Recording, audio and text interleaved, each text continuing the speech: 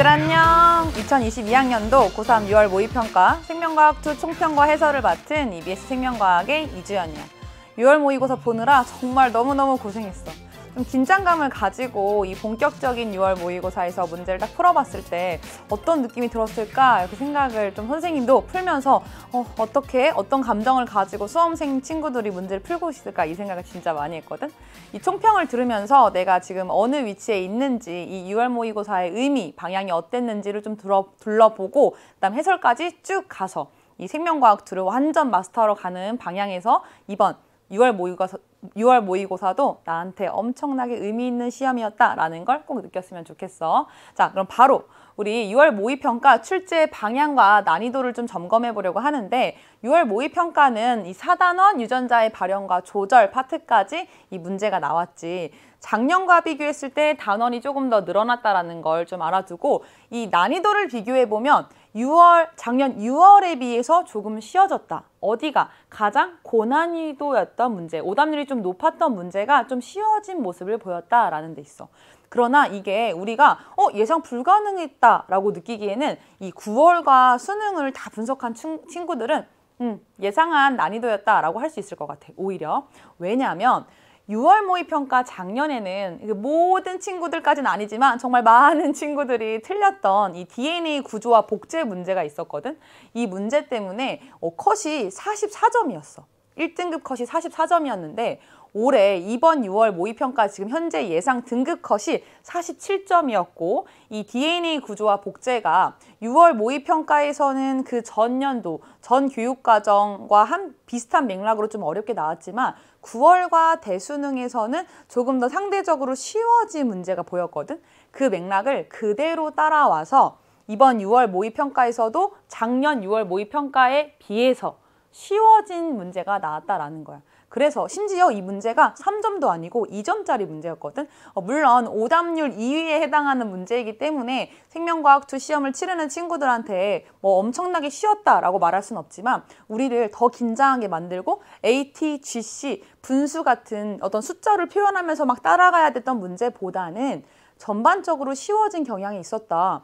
우리가 어려운 문제 하나만 쉬워져도 심적 난이도가 되게 달라지잖아. 그치? 그래서 이 작년 6월에 비해서 쉬워졌고 9월과 대수능에서 보여줬던 난이도 정도로 나왔다라는 것. 그래서 요번에도 이런 식으로 나올 수 있지 않을까라는 걸 조금 생각해 볼 수가 있겠고 그 다음에 작년에 출제되지 않았던 주제에서 문제가 출제됐어. 이건 다음 슬라이드에서 같이 볼 건데 세포의 연구 방법이라고 하는 주제를 각각의 중간중간 문제의 기억, 니은, 디귿, 보기로는 다루고 있었지만 이 해당 주제에 대한 문항이 나오지 않았었거든. 그런데 이번 6월 모의평가에 나왔고 그리고 광합성 확인 실험을 활용한 문제가 나오지 않았었는데 또 이번 6월 모의평가에 나왔었다라는 거. 이것에 대한 의미가 뭔지는 선생님이 다음 슬라이드에서 단원별 출제 빈도 보고 그리고 또 우리 EBS에서 준비한 6월 모의평가 분석 특강이라고 하는 강의가 있거든. 거기서 이 의미가 무엇인지 자세하게 설명해 주도록 할게. 자, 그 난이도는 작년 수능을 고려해 봤을 때는 충분히 예상 가능한 난이도였다. 무난했다. 요 정도. 자, 그리고 6월 모의평가의 의미. 그래. 무난했든 무난하지 않았든 개개인에 따라서 조금씩은 느낀 난이도는 다를 수 있잖아. 근데 6월 모의평가의 그럼 의미는 무엇이냐? 내가 이 시험을 치렀는데 얘를 내가 어떻게 받아들여야 하느냐? 자, 가장 중요한 게 우리 다 알고 있다시피 한국교육과정평가원에서 출제한 문제라는 거.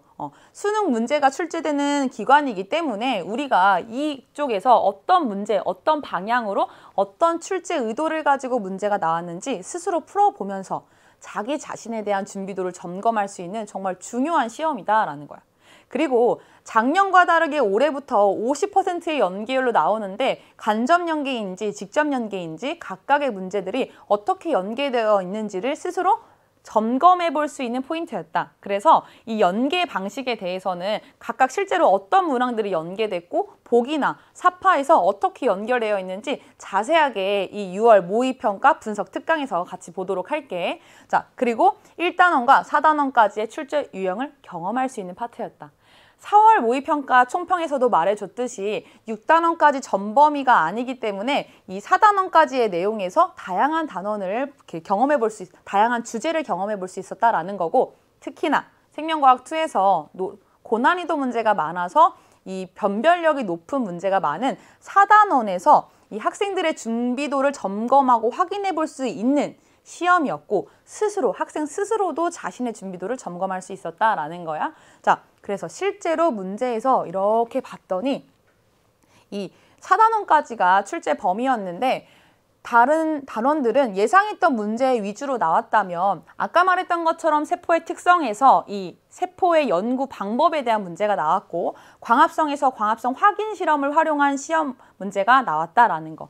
그리고 유전물질과 유전자 발현에서는 역시나 난이도가 있는 문제가 출제되었다라고 해서 뭔가 새로운 신유형의 문제라기보다는 전반적으로 예상 가능한 난이도였다라는 것과 그리고 내가 준비한 만큼 충분히 점수를 얻을 수 있는 시험이었는데 작년에 비해서 출제되지 않았던 주제에서도 문제가 출제가 됐구나라는 거.